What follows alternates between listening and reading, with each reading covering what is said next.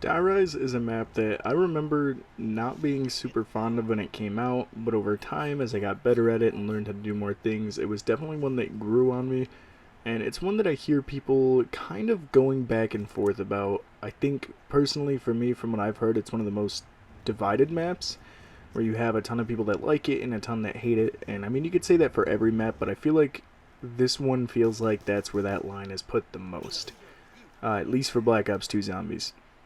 So yeah, we're going to do the usual, go over some pros and some cons, and then I'll give you my overall thoughts on the map, and give it a rating and let you know if I think you should play it.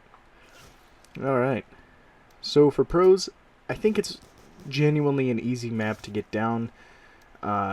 It's definitely the verticality of it is a lot different than most zombies maps. Uh, sorry, cat's chasing something. But the jumping between buildings and waiting for the elevators, unless you get the key, it can be kind of, it can make things take longer than they should. But I don't think that holds it against it. I think that's a pro on the map because there's not a lot of maps like that where they've got that many options of exploration in terms of like up and down and routes and whatnot. There's shortcuts you can take, but they do have a big chance of death if you mess them up. But yeah, I think it's super interesting, like, put together. Perks and wall weapon locations, I think, are fairly simple. The spacing makes sense, and it does do the Shino Numa, where it does randomize what perks are where and where the Pack-a-Punch is. It's not static every time. I think the only one that is Quick Revive. But other than that, all the perks are randomized every game where they're at.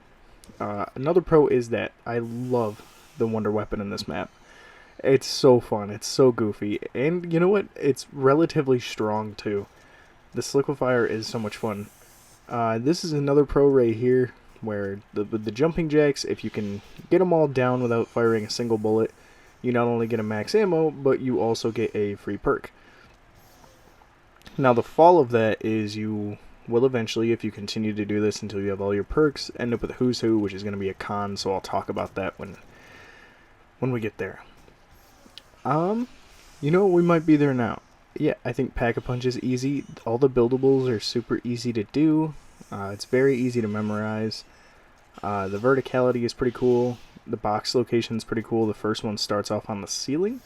It's just very different, and I like it a lot. Every map is kind of different in its own way, but for each reason or some other, I do appreciate them for that. Now for cons. First con, these guys. They annoy me. For as easy as they are to get rid of, after you have all your perks, or even beforehand if you don't want to do the extra perks, they bug me. They're annoying. I'm glad they only have their own rounds, and they're not, like, with everything, because that would be too much. Another con, trying to think, I just had one. Oh yeah, Who's Who. That is the worst perk known to man. I'm pretty sure my perk tier list I gave it an F, because it is just a super stinker. Like, it's awful. If you know how to use it, I've got nothing but respect for you, but I'm not going to take the time to figure it out because this is the only map that it's on. And if you don't know what Who's Who is, I do have it at the end of the video, but when you get down, you are revived in a celestial body, not too far away from your own, but all you have is the M1911, and you have to revive yourself. And it is horrible. I don't know who greenlit the perk and said that it was a good idea, but it wasn't. It was awful. And yeah.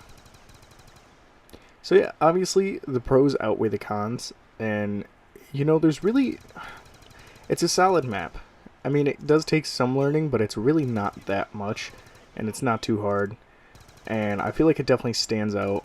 All the BO2 Zombies maps stand out, but I really like this one, and again, I think if you're on the fence about it, maybe give it another go. If you enjoy it, no reason not to go back to it, and if you don't like it, why not give it one more whirl? Or don't. Not your dad, can't tell you what to do. But I do recommend giving it another swing. But yeah, I think rating-wise, I'm going to give this one 7.5. Doesn't do too much that's bad. Does a decent amount that's really good. I enjoyed a lot, and yeah. So, I hope you enjoyed, and I hope you're having a good day. If you're watching early on, have a good rest of your day. I'll see you in the next one, and until then, keep surviving. And we're just gonna let this gameplay play out because I do have a clip of me using Who's Who. It does happen right around here. So yeah, I'm gonna let that play out and see ya. No, man, don't start fights. Be finished.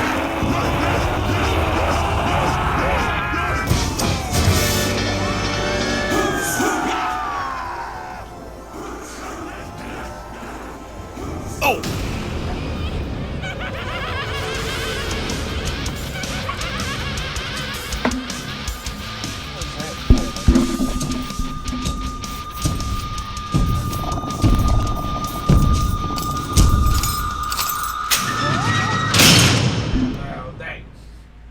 I can make a